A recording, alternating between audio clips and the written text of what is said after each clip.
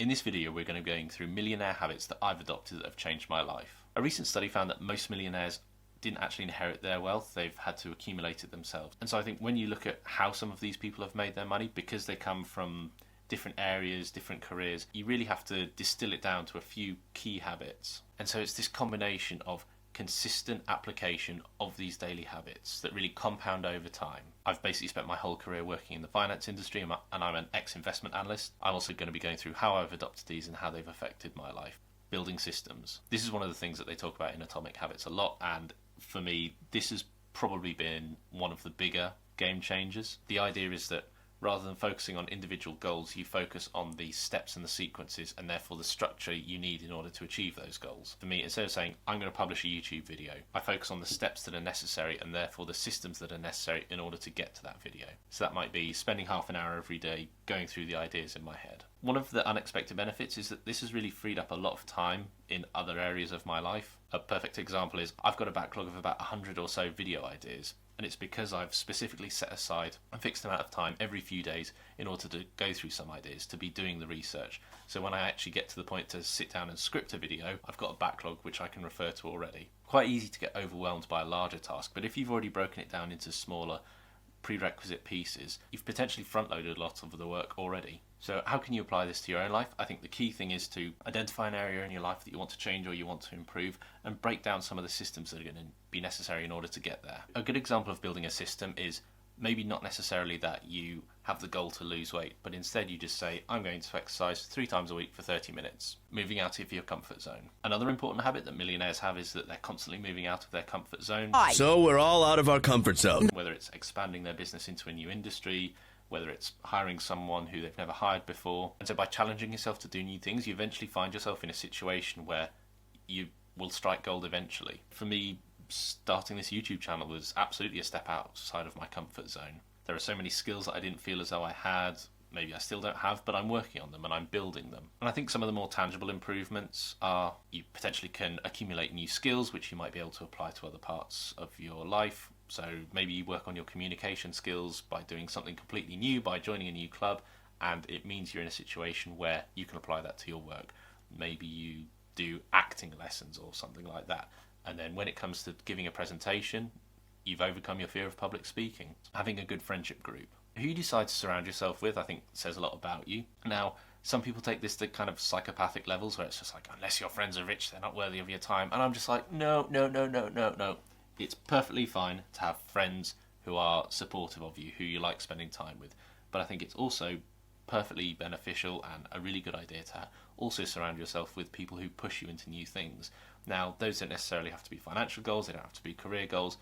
You might just have, this person over here, a friend of mine, is a good parent and I want to be a good parent. Like, that's great.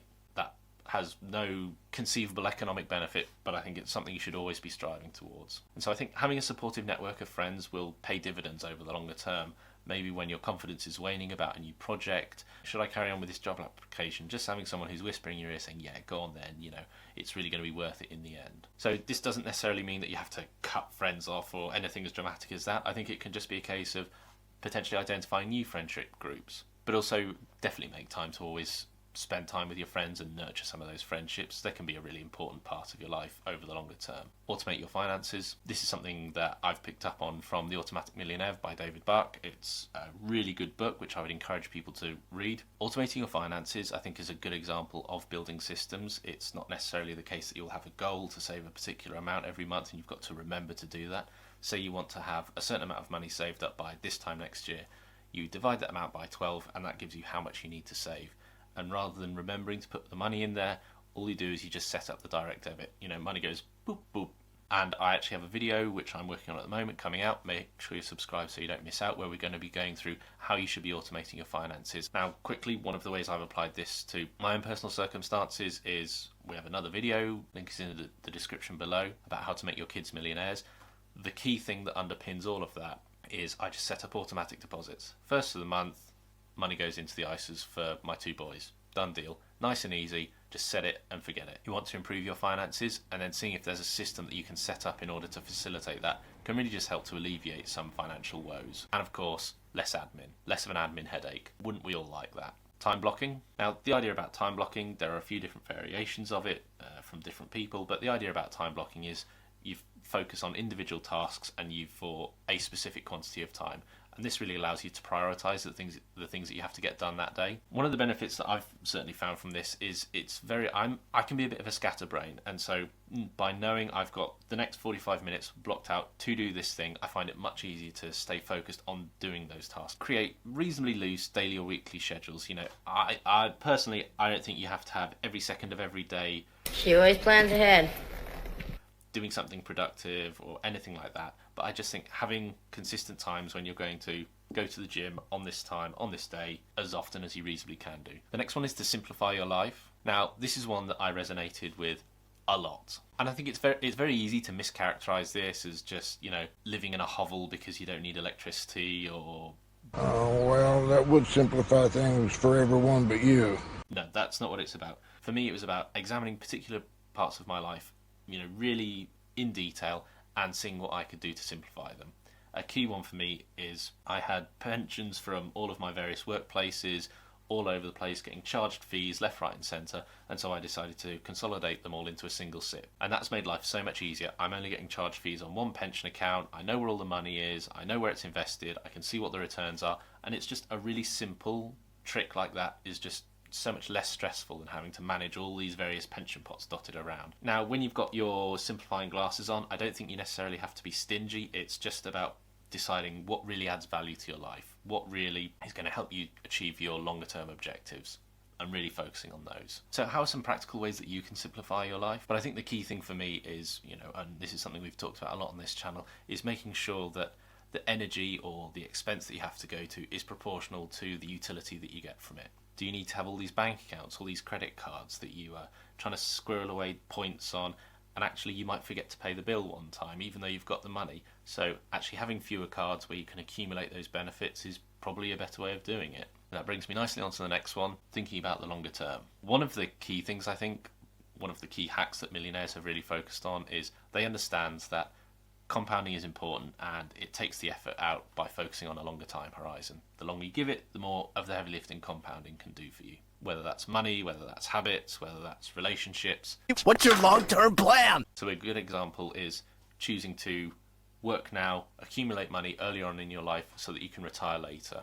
Enjoy your retirement rather than have to spend money on things you don't really need now, and then you have to work later and longer, and you don't get to benefit from compound interest, and you can't enjoy your retirement as much. I like Peter Drucker's quote on this: the best way to predict the future is to create it.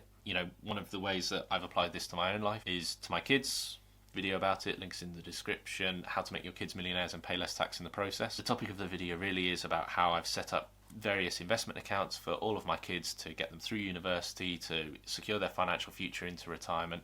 And so by having that longer term perspective, it's just alleviated stress in so many other areas of my life. So what are sort of the tangible improvements that I've noticed in my life? I think feeling as though I've got a bit more control because I'm not necessarily as bothered by the shorter day-to-day hassles. The kind of increased financial security is also another key big thing. For me, the key one here is thinking about the long term rather than focusing on the long term. It can be very easy to just squirrel away all your money, to never go on holiday, to never indulge, to never buy anything nice. And to me, that's just completely pointless. I've never really understood that attitude towards money or towards life. Working with your energy levels, not against them. Now, anyone who has followed this channel you don't have to follow it for very long to know that I am not a fan of all this hustle culture bullshit. Getting up at 5 a.m. and cold plunge and then sauna and cold plunge again and run for 1,000 miles. No. I've 2 kids under the age of 2.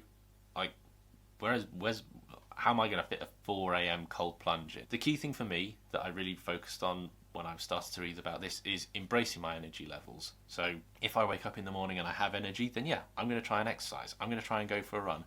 But if my youngest has been up in the night feeding and I don't have the energy to do it, then I'm going to focus on something a bit less physically intensive. Maybe I choose that time slot, that half-hour time slot, to read a book, to listen to a podcast, come up with ideas for the channel, to do a bit of scripting. And so by working with my energy levels rather than fighting against them, I've actually found it to be a really productive way of getting things done. I'm not pissing in the wind or anything like that. So just be honest with yourself and use that to, not necessarily as an excuse to not do anything all day or to have a slow start for the day, but just reevaluate and readjust how you're going to plan the day and what your overall objectives are going to be for that day. So what have we talked about in this video? We've gone through some of the millionaire habits that I've picked up personally and how they've changed my life for the better and how they've tangibly made effects and how hopefully you can apply them to your life too. Thanks very much for watching. This has been another Modern Money Talk video where we talk all things personal finance and personal development related. Comment down below. Do you think I've missed something? What are some of the millionaire habits that you've applied to your own life? And make sure you've liked and subscribed. And don't forget to follow us on Instagram. Peace out.